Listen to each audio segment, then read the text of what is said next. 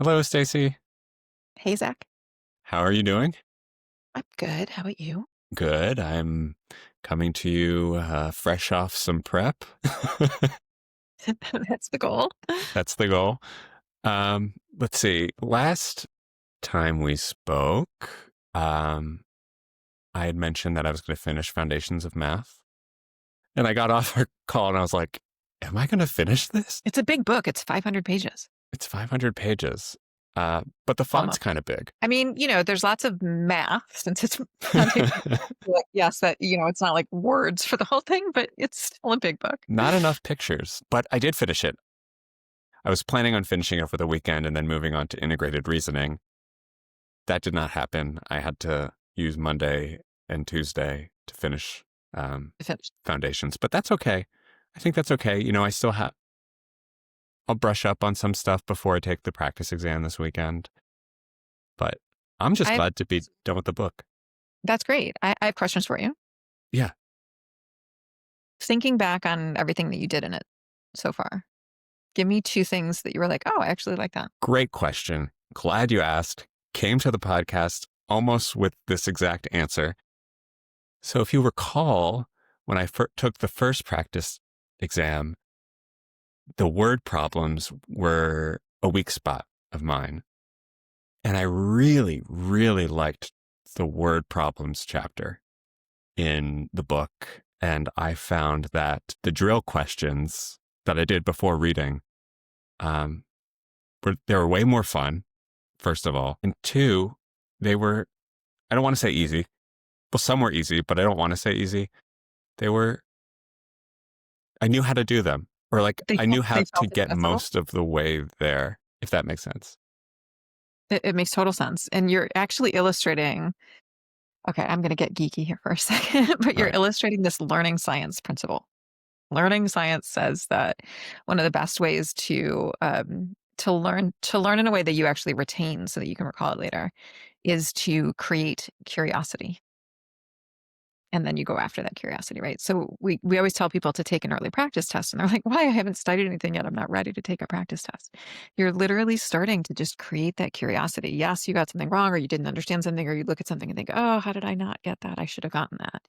And all of that's planting these little seeds in your brain that when you go and start looking at your books or your videos or however you're studying, your brain's like ticking back to these things as you learn more and more with your example for story problems or word problems, for example. And it actually, not that studying is enjoyable, but it's more enjoyable because you can see the connection. You can see that you're learning something where you can say, oh, if I had known that, I would have gotten that right, or I would have gotten that right faster when I took that test. So you can actually see the progress that you're making. I have a tendency to frame things in my mind with like a dramatic lens.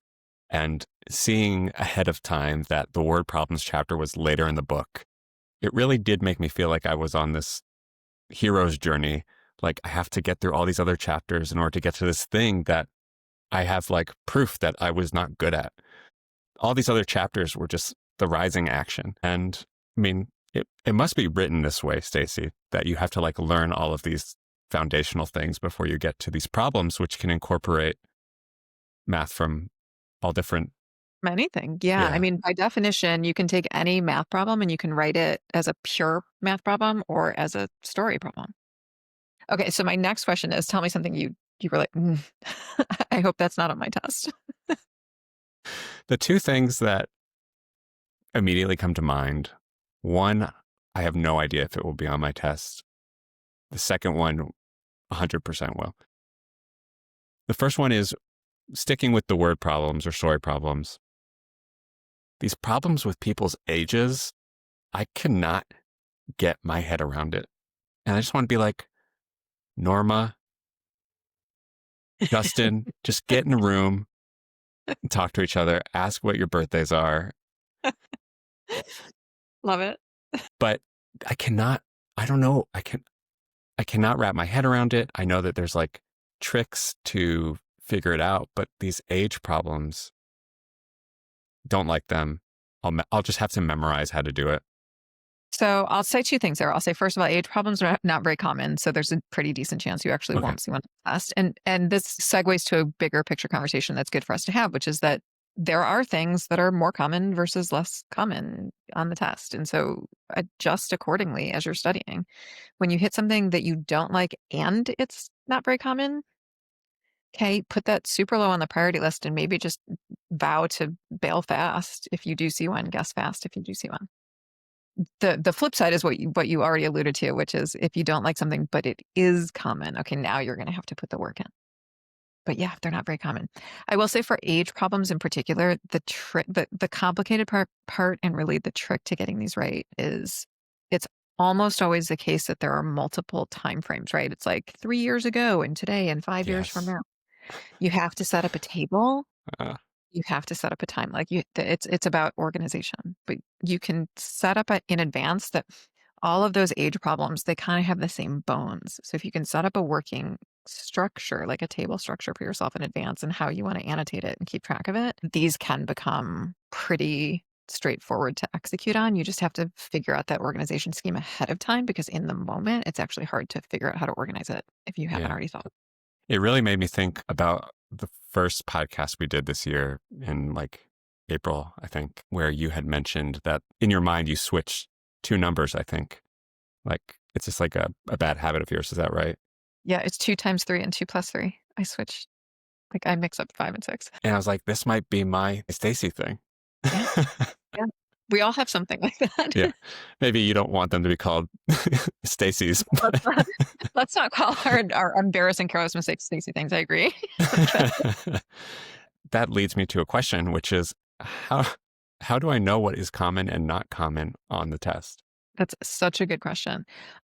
So the EA and basically standardized tests in general do not typically tell you, "Here's how frequently we're gonna test these different things." They just tell you, like, "Here are all the things that could be on the test." And so this is gonna have to come through some intel, and usually test prep companies are gonna be your best source of intel there because we're talking to lots of students, we're going in and taking the exams ourselves, we're looking at the practice exams and analyzing all of that kind of stuff. And so my short answer to that is ask me. But we also, we have an EA starter kit and we talk about it there. Or if you aren't sure about something, you can always email us or you can post on a forum that, where test prep experts are known to hang out and just ask.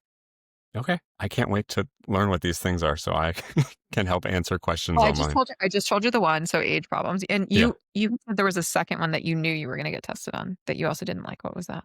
Before Okay. I answer that question, Yeah. as you know, people who listen know my background's in theater. I feel like if I had $1 every time I said that on the podcast, wouldn't, I would have a nicer studio. How about that? But the thing I hate most about acting is memorizing. I hate memorizing lines. I love performing. I like rehearsing. I don't like memorizing lines. And what I really do not want to do is memorize fractions, decimals, and percents. I'm looking at this book and there's these empty tables that are like fill in the blank. What is 3/8 as a decimal? Like, tell me, just give it to me straight. Do I have to memorize these tables? So you will save yourself time and mental effort by memorizing at least some of those things because it's really common on any math-based standardized test to give you something like to set up a question in a form where it can be solved that way, but it's easier if you just manipulate something about it. And a really common, easy place to do that is with fraction, decimal, percent conversion. So if for people listening, if you haven't started studying this yet, you can represent any number as a fraction or a decimal or a percent. It's just 3 different ways to represent the exact same value. And so on the test, on an easier question, they might just give you the percent form when the percent form is actually the easiest way to solve the question. But on a harder question, they're going to give you the percent form when actually it's easier if you convert it to a fraction. And then the question is, if you've got that memorized, that becomes super easy. You just make the conversion. If you don't have it memorized, then you have to decide, is it more effort to make the conversion versus just to do it the harder way in the first place in the form that I had, whatever. So it is a personal call to some extent in terms of how far you want to get into that, but you will actually save yourself time and effort. The thing I'll say there too, though, is I need to go look at the I know exactly what table you're referencing, but I need to go look at it to remind myself of exactly what's on there. I would bet that at least a third of them are ones that you already know. It's got like a half, a third, a quarter and the very, 2/4, 3/4, like those kinds of things. You know those already, right? You think I know 33.333% of You just these? you just said it. You just did the conversion right there. That is true. The thing is that I know that this is valuable and I know I need to know this because I You do just these don't. problems in the book. It's like, man, I need to know this. Yeah, It's yeah. just So here's the cool thing. There's some that you already know. You already know what a quarter is. You already know what 3/4 is. You don't need to tell me that. You referenced 3/8 a minute ago. For most of these, if you just memorize like the sort of most common baseline ones, of the thirds, the quarters, that kind of thing, the fifths, thirds, fourths, and fifths, memorize those. You probably know your fifths as well, I'm guessing. yeah, I think so. Do you? Okay, okay. From there, Just don't quiz me right now. I won't. No performance anxiety. No, it's okay. From there, most of the other common ones are ones that you can essentially derive from the ones that you already know. And so let's use the quarter and 3/8 as an example of that. So you told me that you know what a quarter is, right? What's a quarter? Okay, now I'm quizzing you. What's a quarter? 25%? Yes. Perfect. 25%. Okay. So if 1/4 is 25%, what would 1/8 be? 12.5%. Half, right? So 1/8 is half of a quarter. So the percentage is a half as well. So that's 12.5. Okay. That's really all you need to. First of all, you can get to 1/8 just by remembering the connection with a quarter. So you don't even have to memorize 1/8. Like that's how you get there. Then now that you know that 1/8 is 12.5, any other eighth you can calculate just by knowing that that's the increment to add every time.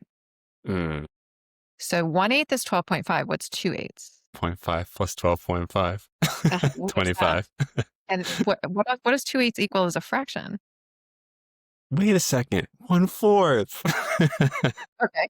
Now let's go to 3/8, which is the one that you referenced. Okay, so we're at 1/8 is 12.5. 2/8 is 25. Yeah. So what's 3/8? 25 plus 12.5, which is 37.5. You got it. You got it. Now I'm making you do this just out loud right now. On the real test, of course, you would be writing this down, right? Like you always write stuff down. My gosh, doing simple math on a recorded podcast is like new fear unlocked. So 3/8 is now 37.5. Do you need to memorize that? No. You just need to know that 3/8 is built on 1/8 and that you can always get to 1/8 by starting with 1/4, which you already know. That is really helpful. You know, I think I read that, Well, yes, I did write it in the book too. but this is what I was talking about in one of our previous discussions, which I know how I learned better, and it is not by reading. It is by instruction from a human. So here's an idea. So first of all, by the way, we do offer free, in addition to this free ebook, we do also offer free workshops on foundations of math. So first of all, feel free to go look at our website and sign up for one of those whenever you want. But also, what if you perform this out loud yourself? If you take something that's in the book and you read it out loud, is that helpful at all? No, It's I got to be need a somebody else. teacher. Okay. Yeah. What about if you so like you have the ebook, which means that you could go copy like a paragraph of text and stick it into Gemini or ChatGPT or something and ask it to explain it to you in a different way. Yeah, that could be interesting. Ask it to build an avatar saying it, teaching it to you out loud, even if it's just the same thing. Yeah, that's a hack. Something like that. Something I like that. probably I probably just completely destroyed my, livelihood forever. Don't worry, it's coming for all of our livelihoods. I know. I mean, somebody has to create the content in the first place, or there's nothing to talk about. But Right. Well, I have played around with AI and GMAT problems, and sometimes it just makes stuff up. So you do have to be careful about that. And will say in particular for math, I had it insist one time that that a number was divisible by 3 when the number was very much not divisible by 3. And yeah, then I would tell it, okay, you're wrong. And it would apologize. It's always polite. So it would apologize and say, oh, you're right. It's not divisible by 3. And then I would ask it again if it was divisible by 3. And it would say, yes, it's divisible by 3. Okay. yeah, So yeah, you do have to be careful with that. But I will say that example notwithstanding, It's gotten a lot better on foundations, on foundational level math. And more advanced math, yes, I'd be skeptical, but Yeah. it's pretty good at foundational math. I'll give it a shot. Another thing to try could be literally you saying it out loud, but maybe saying it out loud. You might need to hear it, right? So say it out loud while recording yourself and play that back. You know what? That's actually good because in 2020, I started learning Japanese through just audio lessons that I would listen to on walks. And then eventually, when going back to offices on long commutes, and I would just repeat after the wonderful Japanese voice actors. So that's actually an idea. Yeah, and you're not going to do this for everything, obviously, because it would take forever. But you do it when you hit something that you don't like this stuff we're talking about right now. Yeah. I don't know why I didn't think about that.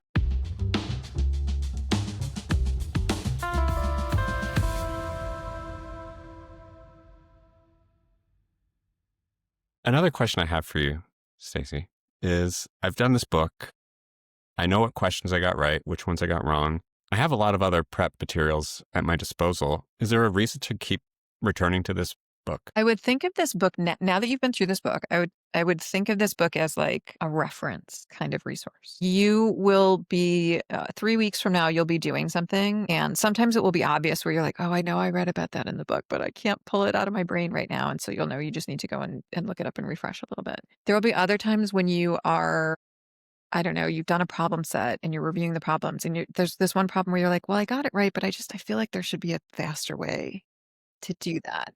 And whenever your brain starts to kind of question something like that, don't just dismiss it and be like, well, whatever, I'm going to go do something else right now. Like, pay attention to it, because this is the heart of how we get better at pretty much anything that we're practicing to get better at, is your brain kind of pings with like, wait a second, wait a second. So listen to it. And that can be, oh, I'm going to go back and look at some chapter from Foundations of Math plus something else, two other things that I was also studying from that are all related to this thing right now, where I kind of feel like maybe there's a faster way to do that. And maybe I'm also going to Google and see if somebody else has posted this problem online Yeah. and this talk how they solved it. But again, that curiosity and that follow that thread. And so, yeah, you are going to be popping back to things that you have studied from before, and even to problems that you've done before. Because as you build up more skill and more knowledge about the test, that's going to help you to to see things that you've already done from a different angle and get even better at what you're doing. So, in conclusion, I love this book. New favorite book. I'll put it behind me. But now I only have a couple days to study IR, or integrated reasoning, before I'm scheduled to take my next practice exam on Sunday. So I don't quite know what to prioritize, and I don't want to cram. I don't think there's any reason to cram. Agreed. Agreed. Good question. First of all, yes, never cram. I would call this for life too. If you don't have enough time to do all the things, then figure out your priorities and start with the things that are your higher priority things. When you did your early practice on the 4 IR question types, did any stick out to you either as ones that you really liked or ones that you really weren't a fan of? I was expecting not to like multi-source reasoning and graphics interpretation. I ended up liking both of those. And like the surprising one that I wasn't a huge fan of was the 2-part analysis. Two-part feels like two-part is the most like other standardized test questions that you've seen, right? It's basically a regular math question or regular problem solving question, but with an extra column in the answer choices. So in that sense, you feel like, oh, this is familiar. But that extra column tosses a curveball at you. And so Hmm. a lot of people have that same reaction that you did, where MSR is probably the least like things that people have seen before. And so again, it's really intimidating at first. Okay, so I asked you that because what I want you to do is, going into this next practice test, the goal, given that you only have 2 days, the goal is not take your weakest thing and figure out how to turn it into a strength. You only have 2 days. Your goal is to take something that you already felt okay with and capitalize on that, Mm. knock that out, see if you can knock that out and put it behind you. So Okay. pick one of those 2 MSR graphs. If you have time to do both, great, but pick one first. Go for MSR, it. I'm remembering that on the practice exam, I made some really silly mistakes. So I do think that there's like points to pick up there for sure. Okay. So start with that. And then if you do have time to look at graphs too before the test, great. If you don't, that's fine as well. And really use that as you have an idea already there of what you want to do to get better. So use that as an opportunity to see what you can do before this next practice test. And then that'll give you a little bit more runway for the other types where you weren't as excited. Yeah. And no pressure, right? It's practice. Yeah. It's practice. Every practice test is an opportunity to see what you want to study next. It's just Okay. a way to set priorities. Except not everybody taking a practice test has to record a podcast about it. You have given yourself a little bit of an Yeah. extra lift here. Although I will say for a lot of people, their friends and family know that they're studying for this test. I actually tell my students, don't tell your friends and family when you're about to take a practice test. And certainly don't tell them the date that you scheduled for your real test. Because Mm. what happens is when you're taking the test, all you're thinking is, okay, as soon as I'm done, so-and-so is going to ask me how I did. You don't want those Yeah. thoughts in your head. Yeah. Yeah. You're right. I can think of other situations in my life that are very similar to that I've had to learn that lesson. Yeah, you just don't share. Nobody needs to know. Yeah.